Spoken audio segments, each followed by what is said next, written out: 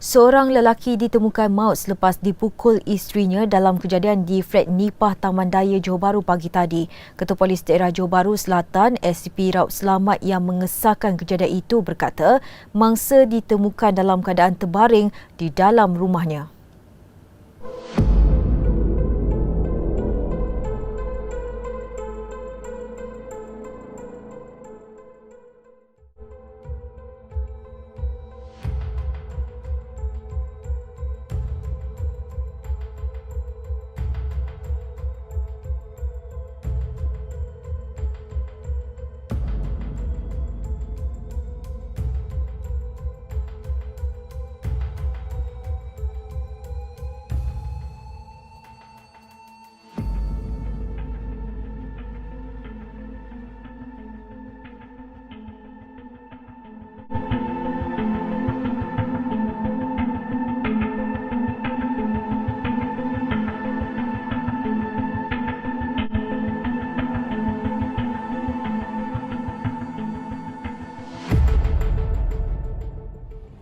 Mahkamah bangun.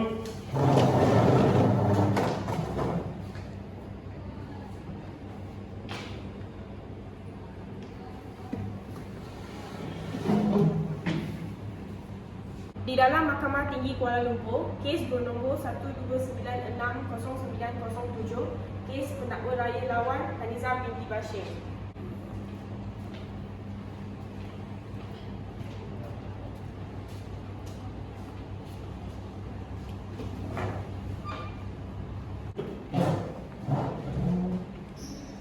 Yang Arif, saya Tuan Fikri bin Ismail bertindak sebagai pendakwa raya kanan dibantu oleh Puan Aisyah binti Putih sebagai timbalan pendakwa raya, dan di pihak pembelaan tertuduh Hanizah binti Bashir diwakili oleh Tuan Rifki bin Hariri selaku Peguam Bela dan bersamanya Puan Aksyara. Yang Arif, saya memohon kebenaran Mahkamah Yang Mulia ini untuk membacakan pertuduhan terhadap tertuduh.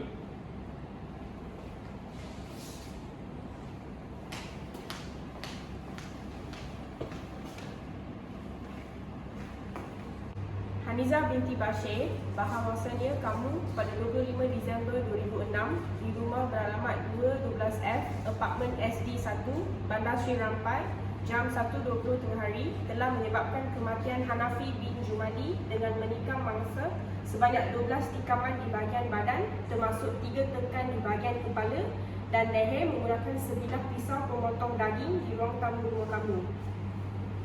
Mangsa adalah merupakan suami kamu sendiri.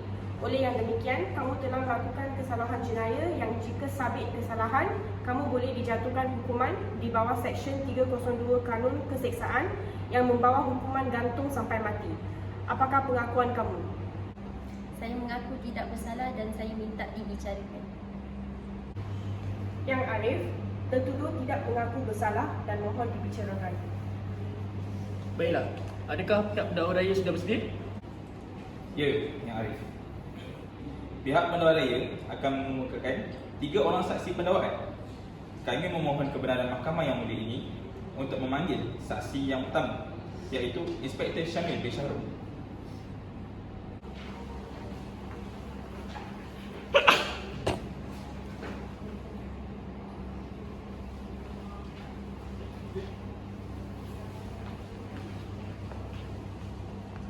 Maksudnya saya, Syamil bin Syahrul, mengaku bahawa segala yang saya nyatakan dalam perjalanan ini adalah benar, tiada yang benar melainkan yang benar-benar benar. Izinkan saya, Yang Arif.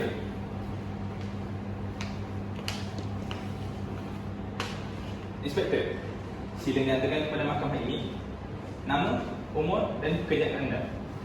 Saya Syamil bin Syahrul, saya berumur 44 tahun dan saya sekarang merupakan peguam penyiasat di IPD Bangsa. Terima kasih, Tuan Inspektor. Menurut rekod penyiasatan, Inspektor adalah orang yang menerima panggilan dari premis kejadian dan pendapat maklumat bahawa terdapat satu kejadian bunuh di tempat tersebut. Adakah ia benar? Benar. Bolehkah Inspektor ceritakan kepada mahkamah secara menyeluruh tentang kejadian tersebut? Baiklah. Pada 25 Disember 2006, saya merupakan inspektor bertugas pada hari tersebut bersama-sama dengan beberapa orang lagi pegawai polis yang lain. kira-kira pada pukul 1.05 petang, kami menerima satu panggilan daripada seorang wanita. Inspektor nampaknya betul-betul yakin akan masa tersebut, iaitu 1.05 petang. Boleh inspektor terangkan kepada mahkamah bagaimana inspektor yakin akan dengan waktu yang dinyatakan? Bertahan yang Arif, soalan yang dikemukakan oleh pihak pendahulu raya tidak relevan dengan pokok perbicaraan ini. Ya Arif, kami ingin membuktikan bahawa keterangan ini tidak akan bercanggah dengan bukti-bukti berdasar mangsa. Bantahan itulah. Inspektor, sila jawab soalan tersebut. Memang panggilan tersebut diterima pada waktu tersebut kerana setiap panggilan yang diterima, anggota yang bertugas akan merekodkan masa dan nama pemanggil dalam buku rekod panggilan. Baiklah, teruskan. Siapakah pemanggil tersebut? Panggilan tersebut datang daripada seorang wanita. Semasa panggilan itu diterima, dia bersuara agak kuat seperti seorang yang sedang panik. Oleh itu saya tidak dapat mendengar dengan jelas pertuturannya. Kemudian, Selepas ditenangkan, dia meminta tolong dengan mengatakan Nizar sudah tikam Nabi. Dia berkata lagi bahawa minta polis datang cepat ke rumahnya sebab dia takut Nabi tidak dapat diselamatkan. Selepas kami mengambil bukti-bukti tempat kejadian, saya bersama 6 orang anggota polis yang lain bergegas ke tempat kejadian.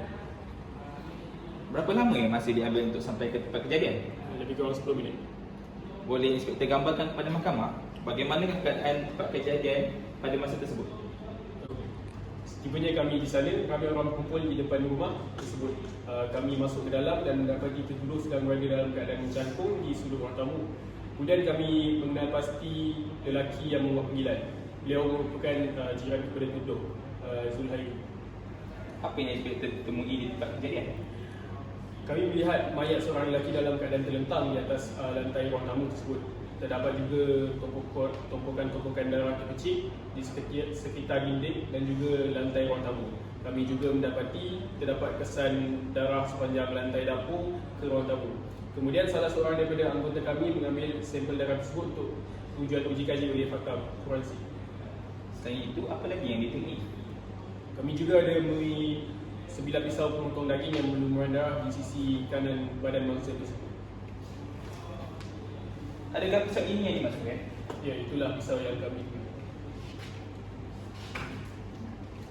Yang Arif, saya memohon pisau ini ditanda sebagai Exhibit 1.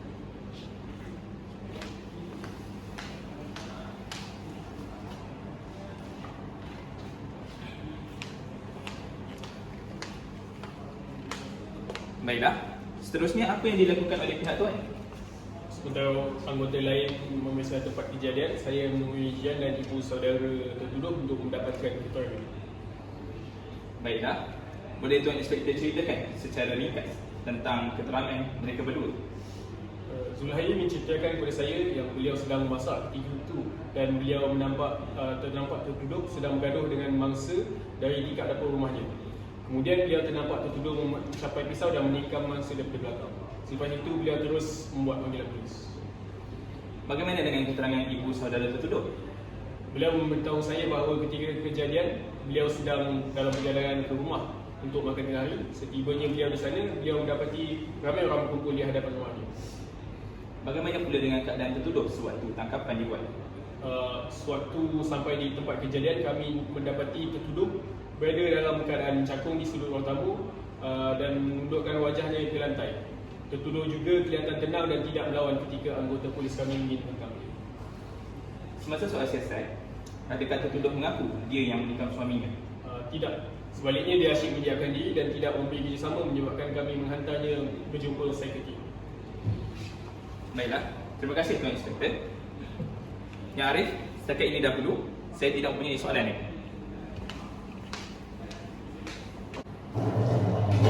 Disiplin saya yang Arif.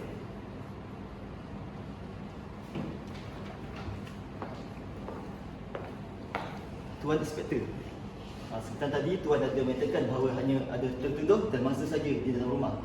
Adakah Tuan pasti? Ya, kerana tiada sebarang kesan pencemburuan di tempat kejadian. Jadi, dengan sebab tidak menemui sebarang kesan pencemburuan, pihak Tuan membuat konklusi bahawa tertuduhlah suspek utama pembunuhan. Ya, dan ini dikuatkan lagi dengan keterangan dari Jian yang diambil dari tempat kejadian. Adakah mustahil kalau saya katakan kebarangkalian untuk orang luar masuk ke dalam rumah dan membunuh mangsa adalah tinggi? Bantahan Arif, pihak pembela membuat anda yang tidak pernah sabar. Bantahan diterima. Pihak pembela sudah tukar soalan anda. Yang Arif, saya tidak ada soalan lagi. Pendakwa lain, ada apa soalan lagi untuk saksi ini? Ada ya Arif? Tuan Inspektor, apakah sebab yang membolehkan pihak polis membuat konklusi bahawa tertuduh adalah suspek utama kes ini? Kami tak membuat keputusan secara rambang tanpa bukti-bukti yang kukuh. Berdasarkan hasil ujian kesihatan yang dikendalikan, keterangan-keterangan dari pihak-pihak berkenaan, keterangan dari jiran dan mereka yang ternampak kejadian itu, dan kesan cap jari tertuduh pada pisau yang dijumpai. Dengan sebab-sebab ini, kami yakin bahawa tertuduh adalah orang yang terakhir bersama mangsa. Saya tidak ada soalan lagi. Ya Arif, saya meminta agar saksi dibebaskan. Baiklah, anda boleh keluar.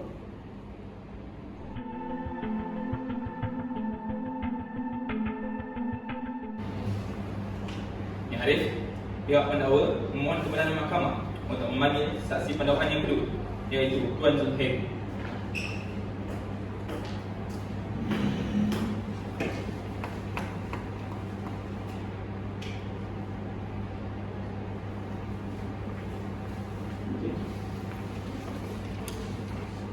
Bahawasanya saya Zulhairi Azhari mengaku bahawa segala yang akan saya nyatakan dalam perbicaraan ini adalah benar. Tidak ada yang tidak benar, melainkan yang benar-benar berlaku.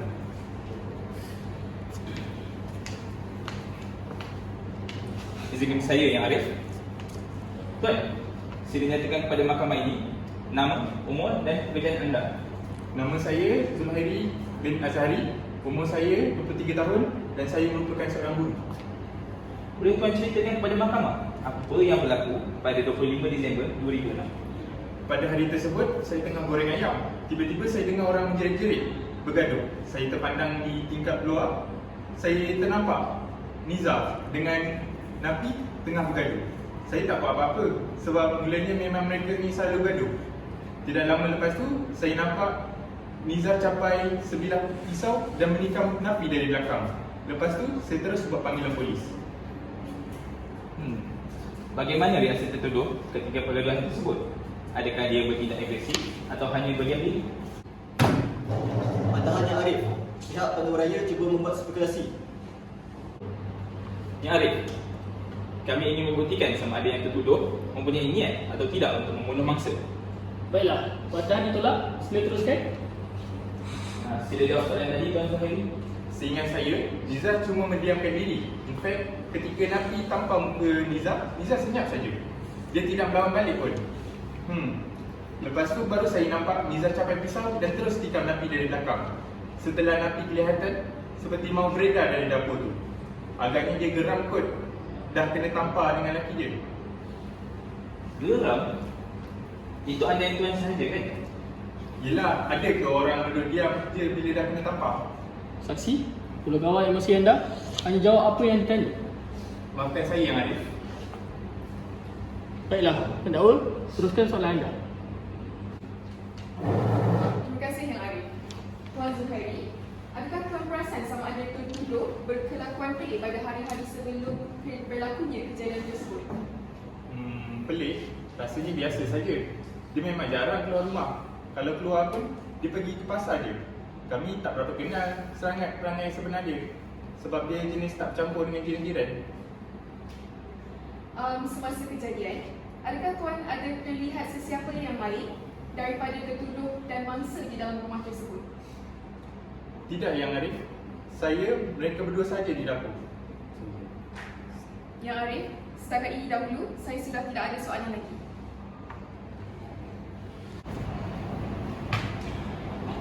Izinkan saya Yang Arif. Tuan Zulhairi, tadi Tuan mengatakan bahawa mereka kerap bergaduh. Boleh saya tahu berapa kerap dan bagaimana cara bergaduh itu? Mereka memang selalu bergaduh. Boleh dikatakan dalam 2-3 kali sehari. Tapi selalu dengar suara Napi je yang lebih. Banyak kali juga saya dengar Napi minta duit. Dengan cerita Napi tu isap dadah. Tu yang Hashim minta duit tu. Yelah, Nafi bawa lori je.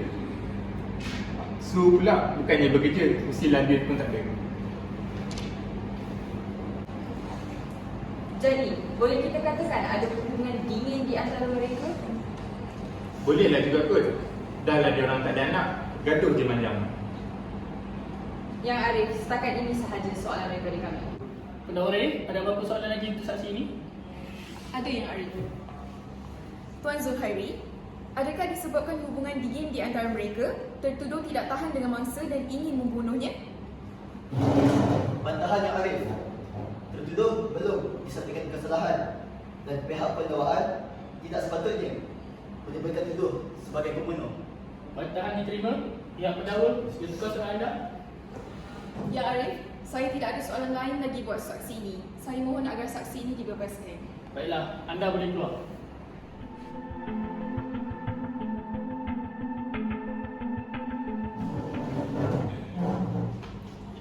Yang Arif, pihak pendakwa mohon kebenaran mahkamah untuk memanggil saksi pendakwaan yang terakhir, iaitu Dr. Hamid Amin.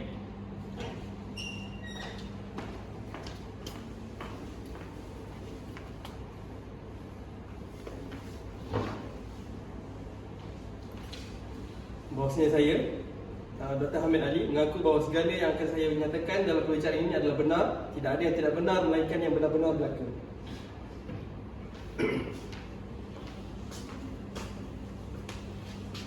Izinkan saya yang Arif. Doktor, sila nyatakan kepada mahkamah ini nama, umur dan pekerjaan anda.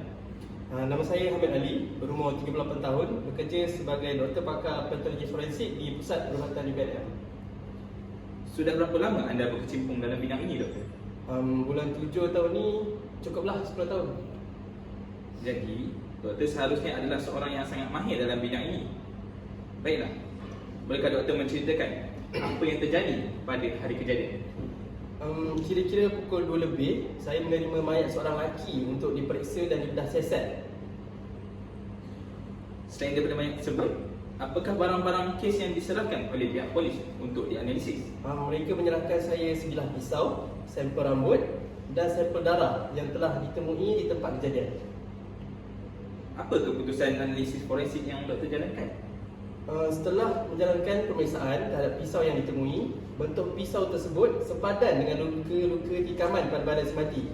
Kami juga menemui beberapa kesan cap jari di pisau tersebut dan setelah dikenal pasti, terdapat 2 jenis cap jari dan ianya adalah milik si mati dan juga milik tertuduh. Oleh itu, saya membuat kesimpulan bahawa sewaktu kejadian, si mati ada mempertahankan dirinya. Sebab itulah kesan cap jarinya juga terdapat di pisau itu. Tapi kesan cap jari tertuduh adalah lebih banyak dikesan pada pisau tersebut. Adakah ini pisau tersebut?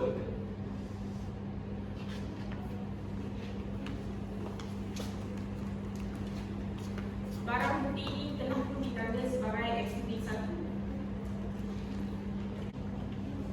Ada cam pisau ini, doktor? Ya, pisau inilah yang telah diserahkan kepada saya oleh anggota polis. Baiklah, bagaimana pula dengan rambut dan contoh darah yang diambil? Rambut yang dijumpai adalah milik si mati dan juga tertuduh. Mungkin semasa pengelutan berlaku, si mati ada menarik rambut tertuduh untuk mempertahankan dirinya. Dan contoh darah tersebut adalah memang sah milik si mati. Bagaimana pula dengan keputusan bedah siasat si mati, doktor? Hasil bedah siasat menunjukkan terdapat 12 kesan tikaman pada badan si mati. Luka-luka tikaman ini terdapat di merata-rata tempat pada badan si mati. Antaranya terdapat 7 tikaman di dada, 1 di bahagian perut, 1 di bahagian lengan tangan kanan, 1 di leher dan 2 di kepala. Dan hasil bedah siasat juga menemui banyak kesan luka yang disebabkan oleh mempertahankan diri seperti luka irisan dan torihan di tapak tangan dan lengan. Ini menunjukkan bahawa si mati ada bergelut dengan tertuduh untuk mempertahankan dirinya. Selain daripada itu, terdapat banyak kesan cap jari tertuduh pada badan mangsa. Boleh doktor camkan borang apakah ini? Ya, borang laporan hasil bedah siasat yang saya lakukan ke atas mangsa. Yang Arif, saya mohon laporan ini ditandakan sebagai ekshibit 2.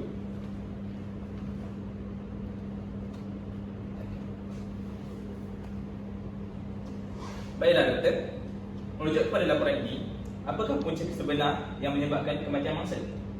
kecederaan yang serius akibat daripada 7 tikaman di dada si mati yang telah menembusi paru-paru si mati dan telah menyebabkan massive hemorrhage, iaitu pendarahan yang sangat teruk. Akibat daripada pendarahan ini, si mati kehilangan darah yang sangat banyak dan ini adalah punca kematian. Baiklah, jadi doktor, adakah anda bersetuju bahawa tertuduh merupakan orang yang menyebabkan kematian si mati? Bantahan yang Arif, kes ini belum dibuktikan. Bantahan diterima. Dahulu raya sila tukar soalan anda. Maaf Yang Arif, setakat ini dahulu saya tidak ada soalan lain untuk saksi.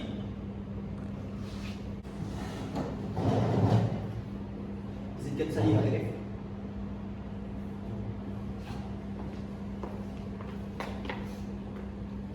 Doktor, anda betul-betul yakin bahawa luka tikaman adalah punca kematian si mati? Ya, saya yakin. Berdasarkan rekod kesihatan si mati, dia pernah mendapat serangan jantung kira-kira 4 bulan sebelum kematiannya. Adakah keadaan ini tidak membawa apa-apa kesan kepada punca kematian si mati? Tidak. Ini kerana hasil bedah siasat memang menunjukkan bahawa tikaman demi tikaman yang dibuat secara lambang yang menembusi paru-parunya dan merupakan punca sahih pada kematiannya. Walaupun si mati mempunyai rekod serangan jantung, tidak ada sebarang tanda serangan dijumpai pada jantungnya yang menyebabkan kematian. Maksudnya tidak ada langsung? Ya, tidak ada. Kalau anda tidak pasti, anda boleh tanyakan pendapat pakar-pakar yang lain. Baiklah Yang Arif, setakat ini dulu soalan saya untuk saksi.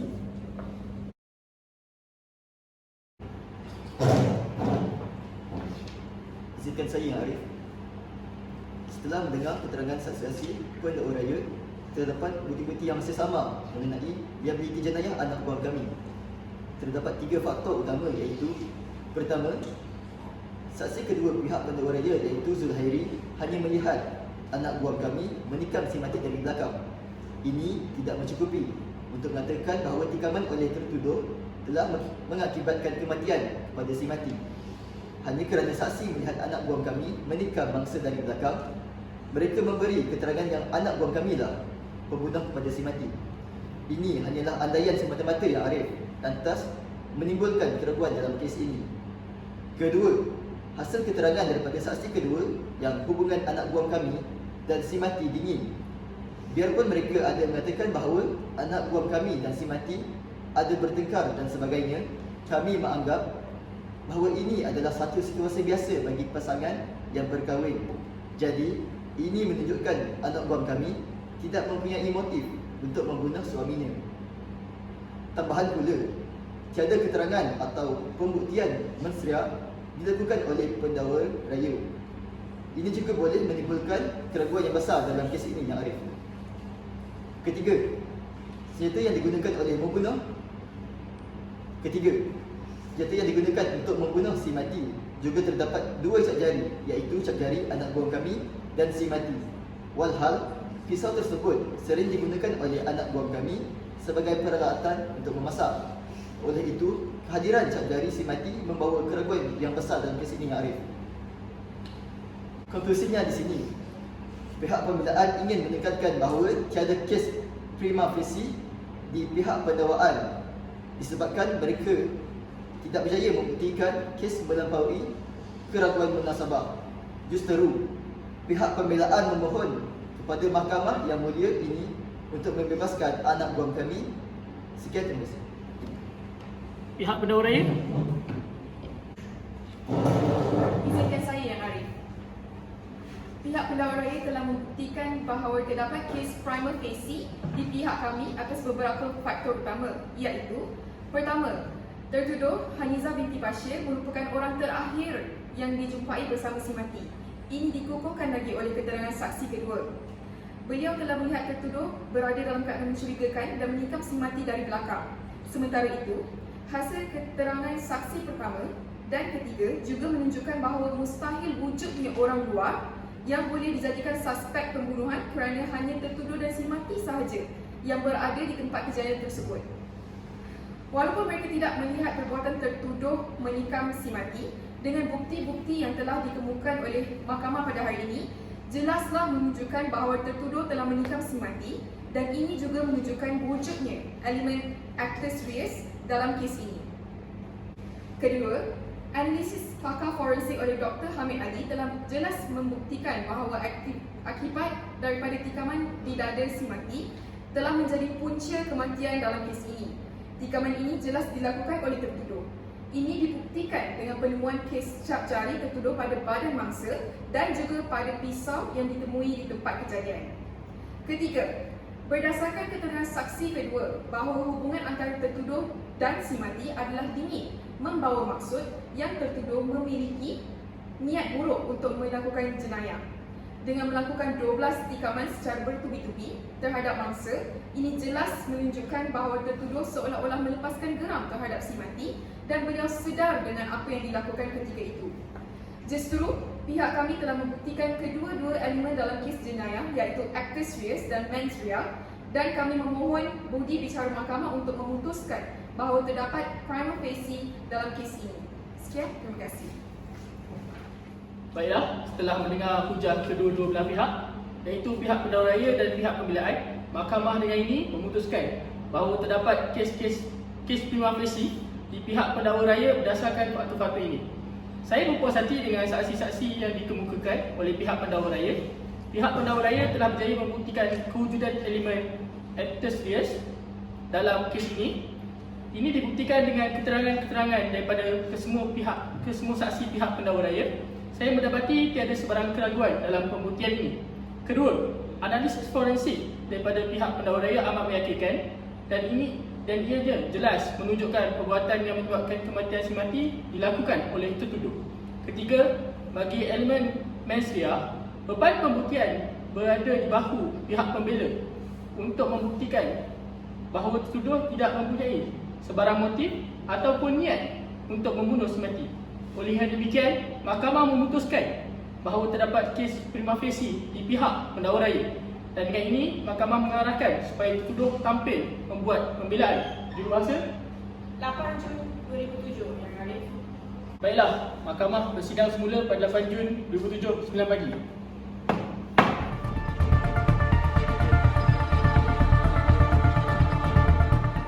Mahkamah bangun.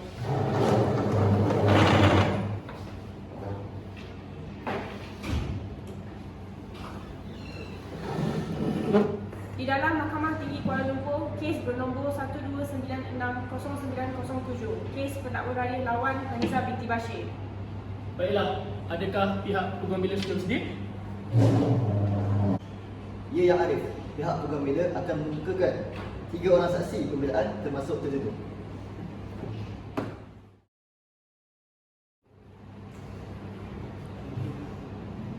Yang Arif, pihak pendakwa memohon kebenaran mahkamah untuk memanggil saksi pembelaan pertama, Dr. Yunisma Hansi.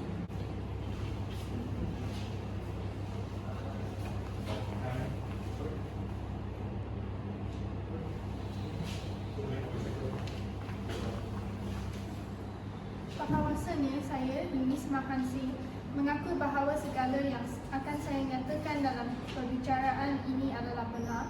Tidak ada yang tidak benar melainkan yang benar-benar berlaku. Izinkan saya Yang Arif. Doktor, sila nyatakan nama, umur dan pekerjaan anda. Nama saya Yunisma Hansi, berumur 48 tahun yang merupakan seorang pakar psikiatri dari Hospital Selayar. Boleh doktor ceritakan sedikit tentang pekerjaan doktor? Saya mengambil ijazah asas perubatan dari Pakistan. Saya mendapat master dalam bidang psikiatri dari Universiti Kebangsaan Malaysia dan mendapat diploma dalam bidang psikiatri forensik dari Institute of Psychiatry, University of London. Saya menceburkan diri dalam bidang ini sebagai konsultan psikiatri sejak dari 1994. Baiklah, doktor semestinya sudah mempunyai banyak pengalaman dalam kes-kes psikiatri seperti ini. Semenjak saya bertugas sebagai doktor sakit jiwa, saya sudah banyak mengendalikan kes-kes psikiatri. Saya juga banyak membuat kajian dan penyelidikan tentang kes penyakit mental. Saya telah dipanggil untuk memberikan keterangan tentang perkara ini lebih daripada 10 kali. Baiklah doktor. Boleh doktor ceritakan tentang pemeriksaan yang telah dijalankan ke atas tertuduh? Pemeriksaan yang telah saya lakukan ke atas Puan Haniza ialah saya telah membuat beberapa ujian untuk mengenal pasti tahap mentalnya. Dia diletakkan di bawah pengawasan saya selama 3 bulan, iaitu bermula dari 28 Disember 2006 sehinggalah 28 Mac 2007 yang lalu. Apakah pemeriksaan mental yang telah dijalankan ke atas tertuduh? Pemeriksaan mental merangkumi temu bual yang kerap, pemeriksaan makmal dan juga dari pemerhatian segala tingkah laku beliau bersama kami. Untuk melengkapkan pemeriksaan ini, keluarga kedua-dua pihak tertuduh dan semati telah ditemu bual dan kami juga telah menunggu bual rakan-rakan sekerja Hanafi. Kemudian satu konklusi telah dicapai hasil daripada pemeriksaan yang dijalankan. Sila terangkan kepada mahkamah ini, Doktor. Hasil daripada pemeriksaan, diagnosa yang dapat saya simpulkan ialah Puan Haniza ada mengidap sejenis penyakit psikotik yang dinamakan sebagai delusional disorder. Delusional disorder itu ada sekurang-kurangnya 4 kategori iaitu pituitary, grandiose, erotomanic type, jealous type dan mixed type. Kes ini diberi diagnosa sebagai delusional disorder jealous type. Bagaimanakah doktor boleh membuat kesimpulan tersebut? Dari pemeriksaan rapid dan intensif yang telah saya jalankan ke atas tertuduh, saya berpendapat beliau semasa kejadian tidak berada dalam keadaan waras dan dia tidak tahu yang kesalahannya adalah salah dari segi undang-undang. Puan Haniza telah ditemu berkali-kali. Pada hari kemasukan beliau ke hospital, beliau agak susah untuk memberi kejelasan. Walau bagaimanapun, selepas dirujuk, dia menceritakan segala-galanya sambil menangis dan dia juga enggan bercakap serta kelihatan mengalami kemurungan yang agak teruk. Dia juga kelihatan bercakap seorang diri di sudut-sudut hospital. Dan apakah lagi yang diperoleh daripada temu bual itu? Puan Haniza telah menceritakan apa yang berlaku termasuk dia menikam suaminya. Saya juga mendapati terdapat simptom-simptom yang menandakan adanya penyakit mental atau psikotik yang saya perolehi apabila memeriksa Puan Haniza ada menyatakan bahawa ada suara-suara gaib atau dalam bahasa Inggerisnya auditory hallucination dan juga gambaran gaib atau visual hallucination daripada situ. Timbulnya delusi di mana beliau percaya bahawa suaminya berlaku curang. Suara-suara gaib maksudnya? Dia ada menceritakan kepada saya bahawa setiap kali dia melihat suaminya bercakap dengan perempuan lain, dia seolah-olah terdengar suara yang mengatakan suaminya ada hubungan sulit dengan perempuan tersebut. Malahan katanya pada hari kejadian, dia percaya bahawa suaminya meminta duit untuk diberikan kepada perempuan. Itu yang menyebabkan dia cemburu dan naik marah. Suara itu juga menyuruhnya menghapuskan suaminya untuk mengelakkan dia mendapat malu dan juga untuk mengelakkan daripada suaminya dianiaya oleh perempuan-perempuan jahat. Jadi, jelaslah bahawa dia tidak sedar akan apa yang dilakukan dan dia juga berpendapat bahawa apa yang dilakukan itu tidak menyalahi undang-undang. Ya. Jadi doktor, anda mengesahkan bahawa tertuduh tidak sedar apa akan yang dilakukan dan dia adalah seorang yang tidak waras fikirannya semasa kejadian tersebut berlaku? Ya, benar. Baiklah Yang Arif, setakat ini dahulu saya tidak ada soalan lagi untuk saksi ini. Izinkan saya Yang Arif.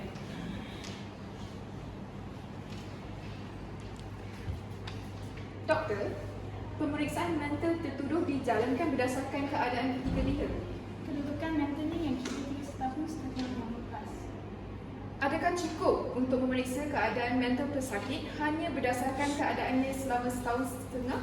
Ya, ini sudah cukup untuk mengambilkan keadaan mental seseorang. Lagipun kami pihak psikiatri menjalankan pelbagai kaedah pemeriksaan untuk mendiagnosa seorang pesakit.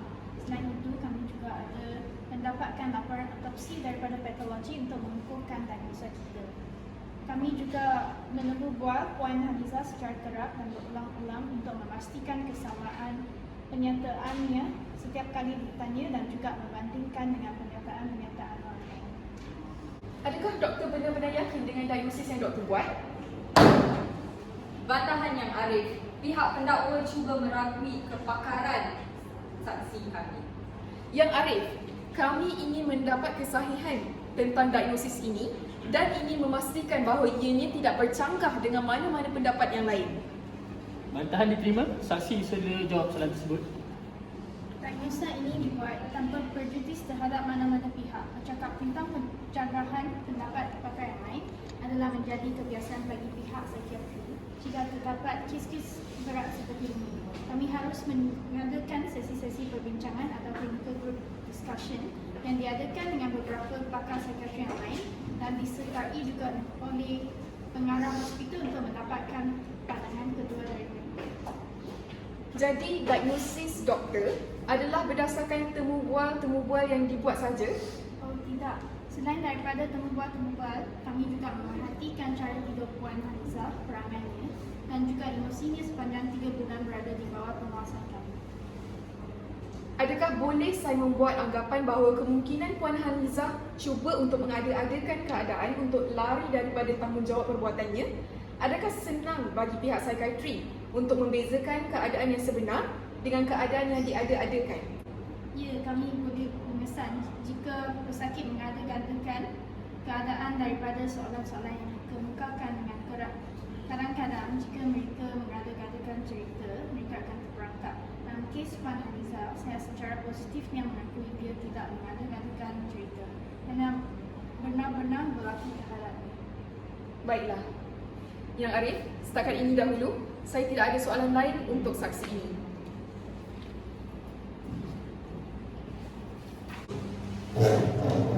Yang Arif, saya tidak ada soalan lain untuk saksi ini. Saya minta agar saksi dibebaskan.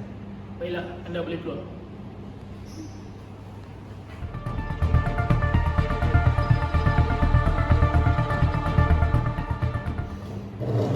Yang Arif, pihak peguam bila memohon kebenaran mahkamah untuk memanggil saksi pembelaan yang kedua, iaitu Puan Suharni binti Said.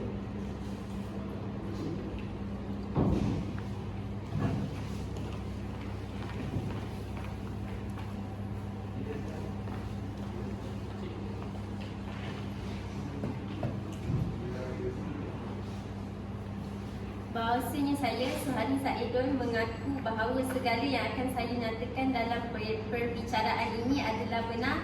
Tidak ada yang tidak benar melainkan yang benar-benar berlaku. Izinkan saya, Yang Arif.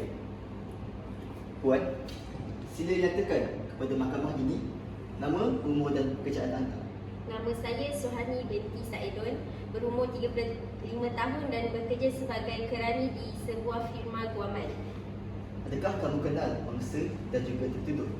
Ya, saya merupakan ibu saudara kepada tertuduh dan saya juga mengenali suaminya Hanafi. Sejauh mana anda kenal dan rapat dengan mereka berdua? Hubungan saya dengan mereka berdua sangat rapat kerana saya tinggal serumah dengan mereka sejak mereka berkahwin. Rapat.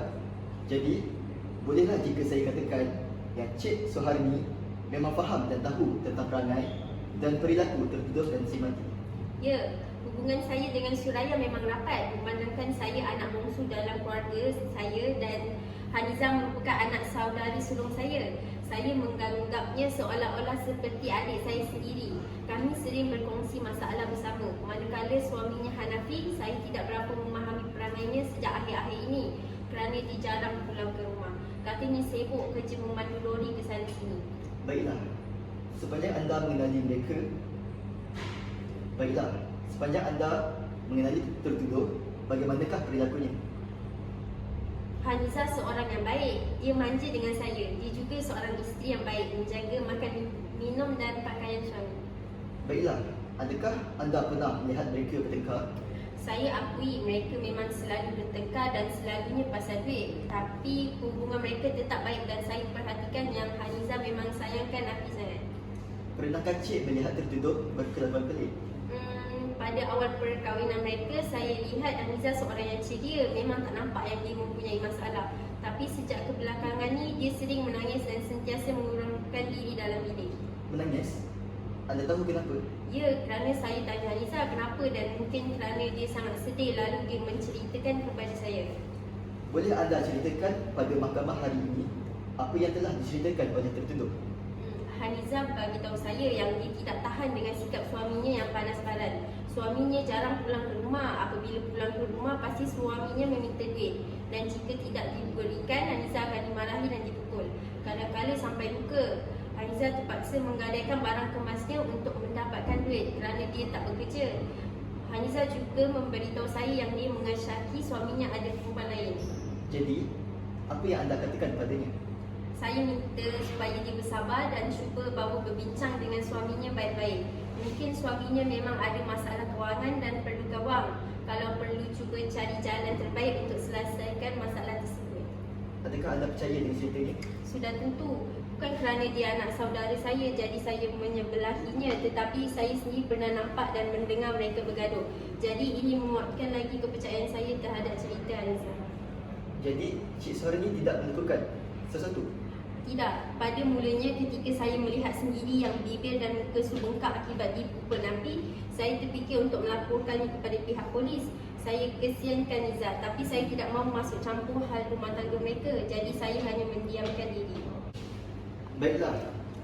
Jadi, anda setuju jika saya katakan yang tertuduh telah mengalami satu keadaan depression dengan izin mahkamah yang sangat teruk menyebabkan dia mula melakukan sesuatu di luar kawalan. Bantahan Yang Arif, pihak peguam bela cuba untuk membuat spekulasi yang tidak tahu akan kesahihannya. Yang Arif, andaian saya ini adalah berasas. Saya hanya ingin mengetahui pendapat orang-orang yang berada di sekeliling anak buah kami tentang kestabilan mentalnya. Bantahan ditolak. Saksi sila jawab soalan. Saya rasa betul juga apa yang Tuan cakapkan. Kadang-kadang orang bila tertekan boleh bertindak di luar kawalan. Mungkin Niza pun macam tu juga. Terima kasih Cik Suharni. Yang Arif, setakat ini dahulu saya tidak ada soalan lain untuk saksi ini.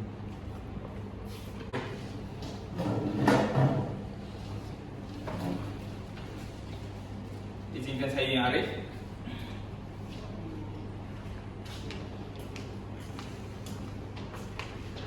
Cik Suharni, sejauh manakah sebenarnya anda mengenali tertuduh? Adakah Cik mengenali peribadinya?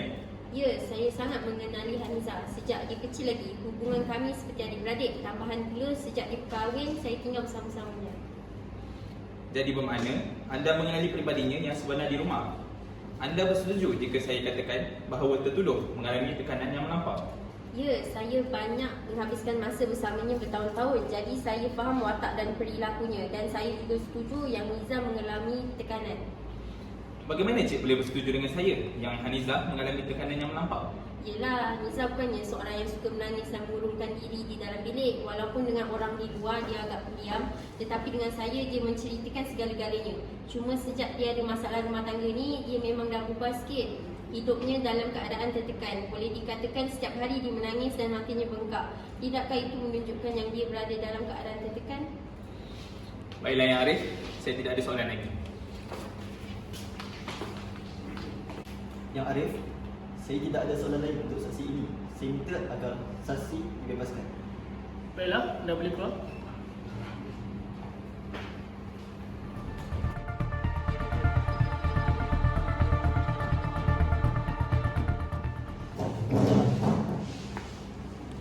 Yang Arif, pihak peguam bela memohon kebenaran mahkamah untuk memanggil saksi pembelaan yang terakhir, iaitu tertuduh dalam kes ini, Hanizah binti Bashir.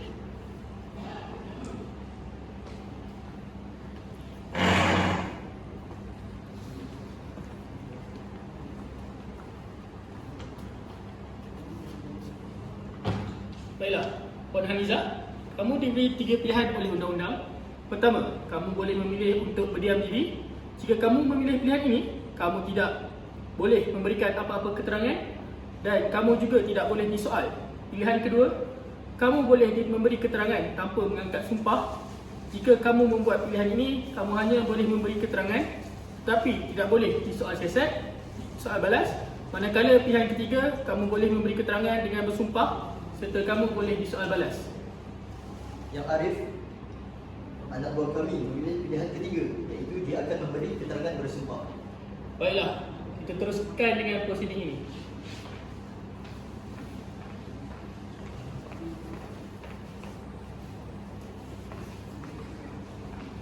Bahawasanya saya, Hanizah binti Bashir, mengaku bahawa segala yang akan saya nyatakan dalam perbicaraan ini adalah benar. Tidak ada yang tidak benar, melainkan yang benar-benar berlaku. Izinkan saya Yang Arif. Puan Hanizah, Di manakah anda berada pada 25 Disember 2006 waktu tengah hari? Saya berada di rumah bersama-sama dengan suami saya. Apakah yang anda lakukan pada hari dan waktu tersebut? Saya tengah memasak ketika itu dan suami saya baru pulang kerja. Adakah kamu ingat apa yang kamu lakukan pada ketika itu? Apa yang saya ingat ialah ketika itu saya sedang berada di dapur memasak. Kemudian suami saya pulang. Dia terus mendapatkan saya di dapur dan meminta duit. Ketika itu saya tertekan yang amat sangat. Saya hanya mendiamkan diri apabila dia meminta duit. Kemudian dia menampas saya. Ketika itu saya dengar bunyi suara. Saya rasa marah sangat. Suara itu mengatakan yang suami saya nak duit sebab nak diberikan kepada perempuan itu. Saya geram sangat. Kemudian, suara itu kata apa lagi? Suara itu menyuruh saya menghapuskan suami saya menggunakan pisau di tangan saya untuk mengelakkan saya mendapat malu dan juga untuk mengelakkan daripada suaminya dianiaya oleh perempuan-perempuan jahat. Adakah puan ingat apa yang puan lakukan selepas mendengar suara itu? Saya tak ingat apa-apa. Saya hanya sedar ketika itu terdapat seorang anggota polis memegang saya. Saya terkejut melihat begitu ramai anggota polis berada di rumah saya. Kemudian saya diberitahu oleh anggota polis bahawa saya ditangkap kerana disyaki membunuh suami saya. Saya terkejut, saya tak bunuh suami saya, tuan. Kesan cap jari anda ditemui pada alat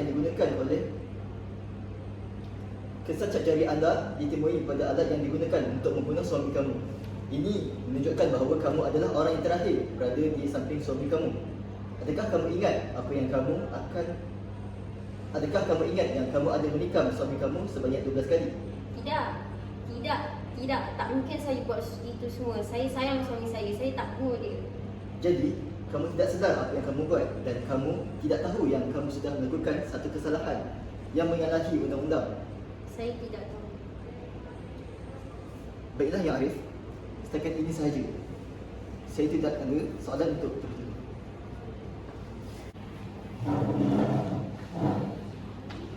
Izinkan saya Yang Arif.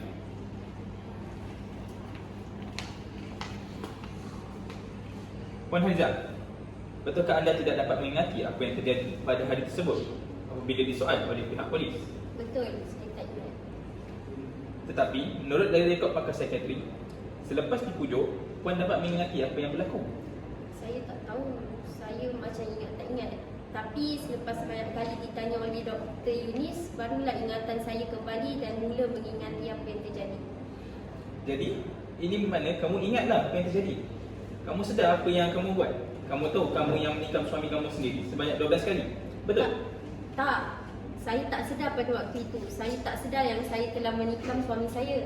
Saya tak sedar. Betul, saya tak sedar. Saya tak tahu bahawa pada hari kejadian saya menikam suami saya bertubi-tubi sehingga dia meninggal. Kepala saya sangat bercelar ketika itu. Betul kamu tak sedar? Tak ingat? Atau kamu sengaja nak reka cerita? Bantahan Yang Arif, pihak pendakwa raya cuba untuk memprovokasi anak buah kami. Bantahan diterima. Pendakwa raya sila tukar soalan anda. Itu sahaja soalan saya Yang Arif. Saya sudah tidak ada soalan lagi. Yang Arif, saya tidak ada soalan lain untuk saksi ini. Baiklah, anda boleh keluar.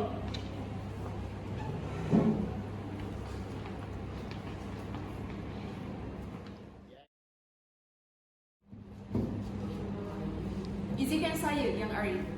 Terdapat 3 konklusi utama yang dapat kami simpulkan, iaitu: pertama, pihak kami berjaya membuktikan bahawa wujudnya elemen actus reus di pihak tertuduh. Perbuatan beliau menikam mangsa sebanyak 12 kali dan tikaman bertubi-tubi di dada mangsa telah menyebabkan mangsa mengalami pendarahan yang teruk dan meninggal dunia di tempat kejadian. Fakta ini dibuktikan oleh keterangan-keterangan saksi kami, terutamanya Dr. Hamid Ali, pakar patologi forensik yang berjaya membuktikan segala bukti-bukti dari tempat kejadian adalah milik tertuduh. Oleh itu, tertuduh merupakan orang yang menyebabkan mangsa hilang nyawanya. Kedua, terdapat keraguan yang sangat besar pada keterangan tertuduh di mana beliau mengatakan bahawa beliau tidak ingat apa yang terjadi pada 25 Disember 2006 apabila disoal oleh pihak polis yang bertugas. Sebaliknya, beliau dapat menceritakan secara terperinci mengenai perbuatan menikam mangsa kepada pakar psikiatri. Bagaimana keadaan ini boleh terjadi? Walaupun tertuduh mempertahankan diri mengatakan beliau tidak sedar dan tidak tahu perbuatannya melanggar undang-undang, pihak pendakwaan merasakan bahawa wujudnya keraguan kerana sebarang situasi dapat diada-adakan. Oleh yang demikian, kewujudan mens rea di sini tidak dapat dipertikaikan oleh pihak pembelaan. Ketiga, wujudnya satu hubungan yang dingin atau perseteruan di antara tertuduh dan mangsa. Semua saksi-saksi pendakwaan dan pembelaan mengiyakan keadaan ini. Justru, wujudnya satu perasaan tidak puas hati dalam diri tertuduh yang boleh digunakan sebagai niat untuk membunuh. Walau bagaimanapun, pihak pendakwa raya menyerahkan keputusan sama ada wujudnya elemen mens rea dalam kes ini berdasarkan bukti-bukti yang telah dikemukakan. Pihak pendakwaan hanya perlu mengemukakan seminimum yang mungkin bukti-bukti yang boleh menyabitkan tertuduh dalam kes ini. Dan pihak pendakwaan telah berjaya mengemukakan segala bukti yang menunjukkan wujudnya elemen actus reus dan mens rea. Oleh yang demikian, terbukti bahawa tertuduh Hanizah binti Bashir merupakan pembunuh kepada Hanafi bin Jumali. Justru, pihak pendakwaan memohon budi bicara mahkamah untuk mempertimbangkan liability jenayah tertuduh dan demi mengekalkan prinsip keadilan dan undang-undang. Tertuduh sewajarnya disabitkan kesalahan di bawah Seksyen 302 Kanun Keseksaan, iaitu membunuh dengan niat yang boleh membawa hukuman gantung sampai mati. Sekian, terima kasih.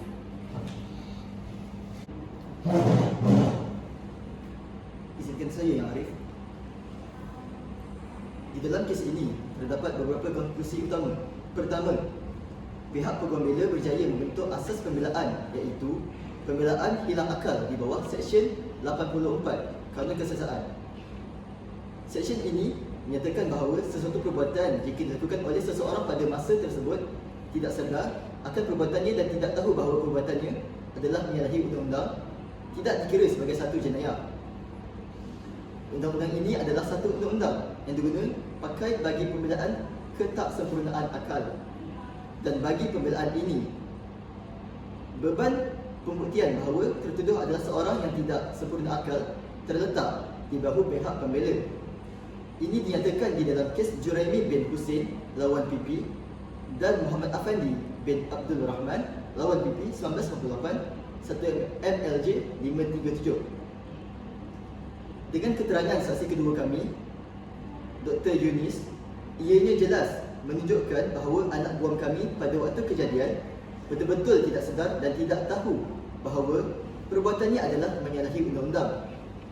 Kedua, keterangan saksi-saksi kami tentang ketidakwarasan anak. Kedua, keterangan saksi-saksi kami tentang ketidakwarasan akal anak buang kami ini tidak disangkal oleh pihak pendakwa raya. Malahan, hasil daripada keterangan saksi pihak pendakwa raya seperti Tuan Zulhairi dan Dr. Hamid juga turut membantu pihak pembelaan di mana ianya membuktikan anak buang kami berada dalam keadaan yang tidak normal. Kenyataan ini juga disokong oleh saksi pertama dan kedua kami. Ketiga, walaupun kewujudan actus reus berjaya dibuktikan oleh pihak pendakwa raya, tetapi mereka gagal membuktikan kewujudan satu elemen lain yang penting dalam kes-kes jenayah, iaitu mens rea. Anak buang kami langsung tidak mempunyai motif untuk membunuh suaminya. Sekalipun anak buang kami mempunyai motif, dalam kes jenayah, motif adalah tidak relevan dan tidak boleh digunakan sebagai mens rea untuk menyabitkan kesalahan tertuduh. Ini dijelaskan dalam kes Yeo Ah Seng lawan PP 1967 1 MIJ 231 di mana Yang Arif Barakbah menyatakan bahawa motif bukanlah satu elemen jenayah. Oleh yang demikian, pembuktian mens rea oleh pihak pendakwa raya telah gagal. Disebabkan kegagalan pihak pendakwa raya membuktikan elemen mens rea manakala pihak pembelaan telah berjaya membuktikan bahawa tertuduh tidak mempunyai kewarasan akal semasa kejadian. Kami, pihak pembela, memohon mahkamah membebaskan Hanizah binti Bashir daripada sebarang liabiliti jenayah. Sekian, terima kasih. Baiklah, mahkamah ditangguhkan untuk membuat keputusan. Mahkamah kembali bersidang pada jam 2.30 petang.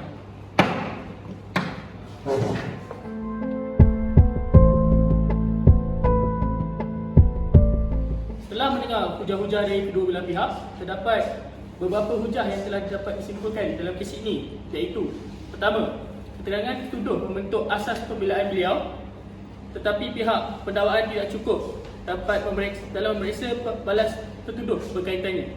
Peraturan amnya adalah kegagalan untuk memeriksa balas seseorang saksi mengenai bahagian yang penting adalah merupakan satu bentuk penerimaan terhadap keterangan saksi. Oleh itu, keadaan mental tertuduh sebagaimana yang digambarkan mestilah diterima oleh pihak pendakwa. Tambahan lagi, keterangan tertuduh disokong oleh saksi kedua pihak pembelaan yang memutuskan bahawa pada masa kejadian tertuduh tidak sempurna akal dan tidak mengetahui bahawa apa yang beliau lakukan menyalahi undang-undang. Kedua, persoalan sama ada satu pembelaan hilang akal telah dikemukakan atau tidak adalah satu perkara untuk diputuskan oleh mahkamah. Keterangan perubatan tentang keadaan mental tertuduh pada masa kejadian tidak dapat dicabar dengan serius. Bahkan tidak ada apa-apa keterangan membantah yang dikemukakan oleh pihak pendakwaan untuk mencabar keterangan pakar psikiatri iaitu saksi pembelaan. Ketiga, keterangan yang dikemukakan oleh pihak pendakwaan merupakan keperluan minimum untuk memutuskan bahawa satu kes prima facie telah dibuat dan tiada keterangan telah dikemukakan oleh pihak pendakwaan untuk menjelaskan keadaan yang membawa kepada pembunuhan Hanafi bin Jumair. Tiada keterangan juga telah dikemukakan oleh pihak pembelaan untuk menimbulkan keraguan atau atas keterangan yang telah diberikan oleh saksi-saksi mengenai hubungan dingin antara tertuduh dan Hanafi. Keterangan juga telah menunjukkan bahawa tertuduh berada dalam keadaan yang tidak normal dan tidak mempunyai motif untuk membunuh Hanafi. Keempat, sifat dan mutu keterangan yang dikemukakan oleh pihak pendakwaan memberi sokongan kepada pembelaan hilang akal. Memandangkan keterangan saksi pembelaan kedua iaitu pakar psikiatri kekal tidak tercabar, satu keputusan yang bercanggah dengan keterangan perubatan bukanlah satu keputusan yang bercanggah dengan keterangan perubatan bukanlah satu keputusan yang betul dalam prinsip keadilan undang-undang. Oleh itu, tertuduh telah berjaya membuktikan pembelaan hilang akal atas imbangan kebarangkalian dan sewajarnya dibebaskan. Dengan ini, tertuduh diperintahkan untuk ditahan di bawah penjagaan Hospital Bahagia sementara menunggu satu perintah daripada Yang di-Pertuan Agong.